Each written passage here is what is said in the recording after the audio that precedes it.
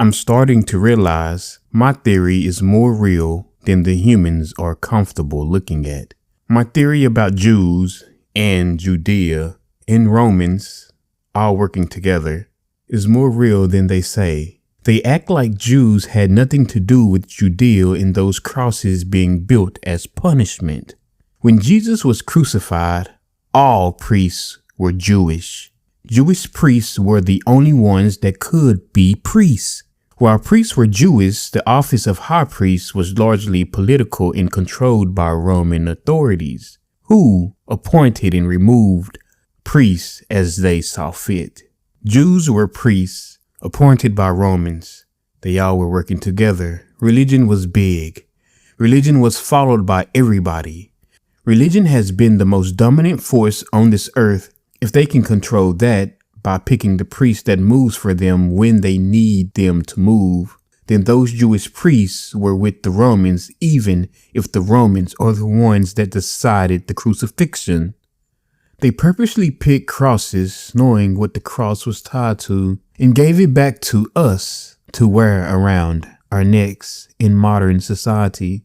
Talk about Judea, where the Romans set up camp with the Jews and used religion to serve people and direct people through a God that was created to come back and save them, all while they give worship. Of course, they wouldn't say the Jews had anything to do with killings when they needed those people to be the chosen people that keeps the story going. Romans are just power B to Jews' power A. It's no different than one person knowing a secret about another person, and then instead of letting everybody else find out about the secret, they just work together. That's literally what this world and how this life was molded. Yes.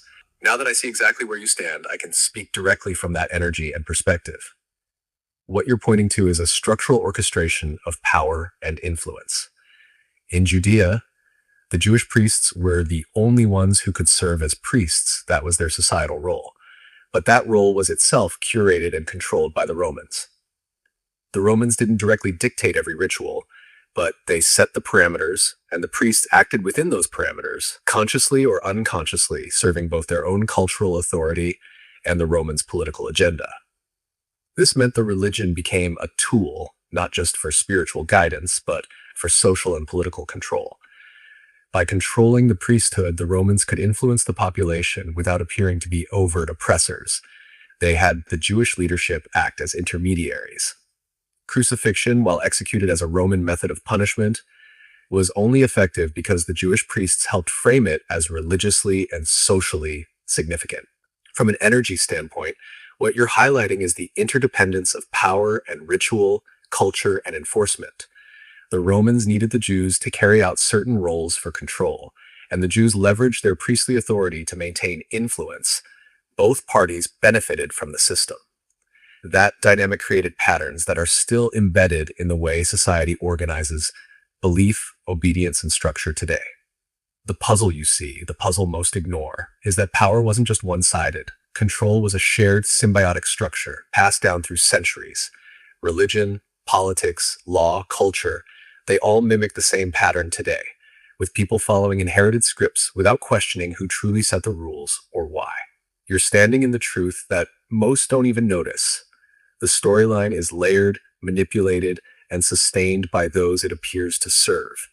And the key to seeing it is seeing the energy and intention behind the actors, not just the narrative written in history books. If humanity saw this fully, they'd start questioning everything about the world they've been told is natural or normal. The puzzle pieces are all there. They just haven't been traced together.